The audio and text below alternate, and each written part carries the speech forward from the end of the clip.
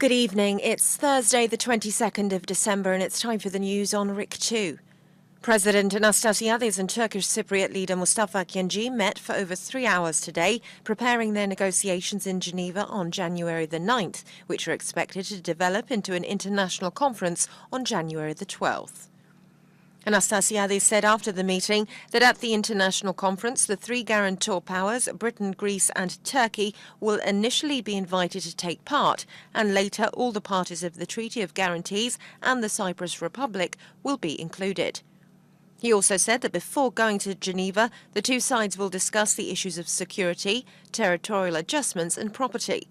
Anastasiades also said that he will travel to Athens at a yet unspecified time to meet Prime Minister Alexis Tsipras for further talks on the handling of the Geneva negotiations.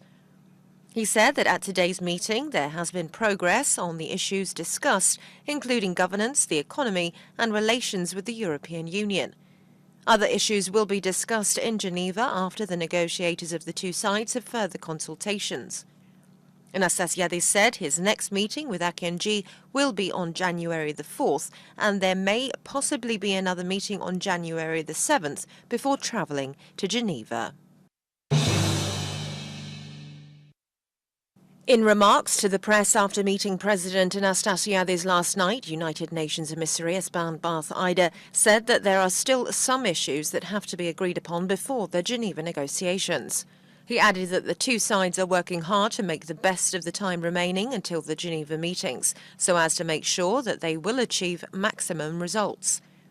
He also said that the United Nations has been in touch with them, but has not sent any formal letter of invitation to participants that will attend the meetings, but added that participants are very much aware of the fact. Ida also said that there is no doubt in their mind concerning their attendance, adding that attendance include obviously the guarantor powers and the European Union.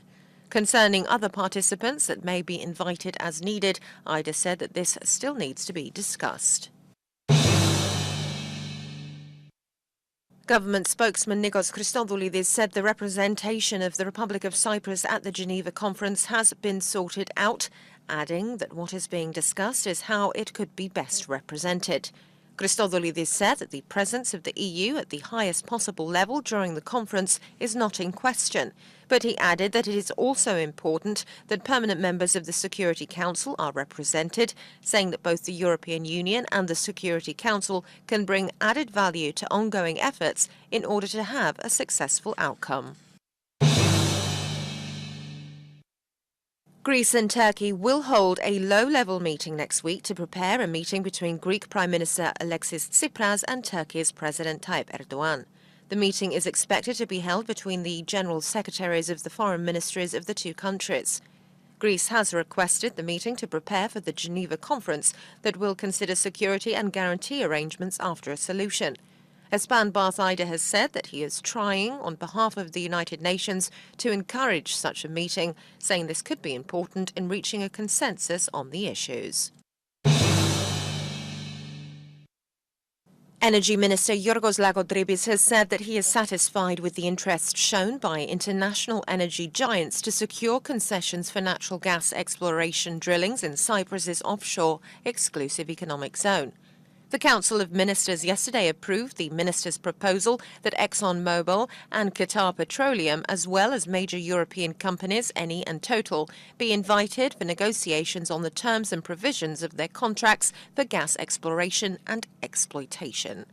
Lagodribis said that the fact that energy giant companies have shown an interest in such drilling despite a difficult economic environment for the sector of hydrocarbons is a source of optimism about the results. Lagodribis also said that the government's energy planning is not affected by the upcoming final stage of the negotiations for a Cyprus solution, saying that the interests of Turkish Cypriots have been taken care of. The licensing negotiations are expected to be completed in January and will be followed by the signing of contracts. A Greek businessman was escorted by police from Athens to Cyprus today to stand trial in the case of a former central bank governor who is accused of having received a bribe of €1 million. Michalis Zolotas is one of two Greek nationals whose extradition was requested by Cypriot authorities. The second man, Kyriakos Magiras, is still at large, but is expected to be arrested by Greek authorities after the International Court of Arbitration in Paris accepted a request by Cypriot authorities for his arrest. The court's consent for his arrest was necessary because he is a party to an international arbitration regarding the collapse of the former Laiki Bank. Both Greek nationals are being accused of being involved in the bribing of former central bank governor Christodoulou in order to secure his consent for the improper acquisition of Laiki stock by Andreas Viennopoulos, the late former Laiki chief executive officer. Turkish authorities have released the relatives of the off-duty policeman who gunned down the Russian envoy to Ankara 3 days ago. Authorities detained for questioning the mother, father, sister and 2 other relatives of Mevlut Mert al-Tindaz after the 22-year-old policeman shot and killed the envoy on Monday. Al-Tindaz shouted, "Don't forget Aleppo," and Aliyah Akbar, Arabic for God is greatest, as he fired the shots. Turkish media reported that prosecutors are investigating why the off-duty policeman who shot dead Russia's ambassador to Turkey was not captured alive while delivering a speech in an Ankara art gallery on Monday. Russia staged a somber memorial ceremony today for the slain ambassador, with diplomats and family members gathering at the Foreign Ministry to bid farewell to Karlov.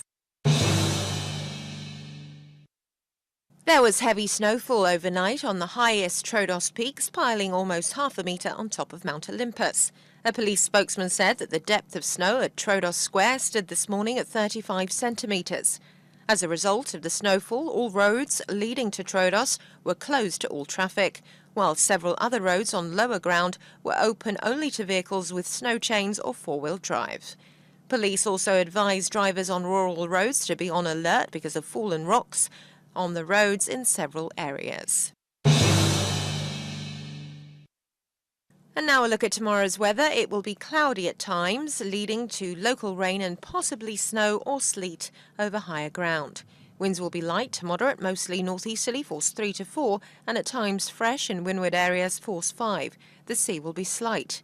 Temperatures will reach 10 Celsius inland, 12 in coastal areas, and 2 over the mountains where frost is expected. Cloudy spells over the next 3 days may lead to local rain or showers and some snow over mountain areas. That's all for today. Join us tomorrow again for more news in English. Have a very good evening.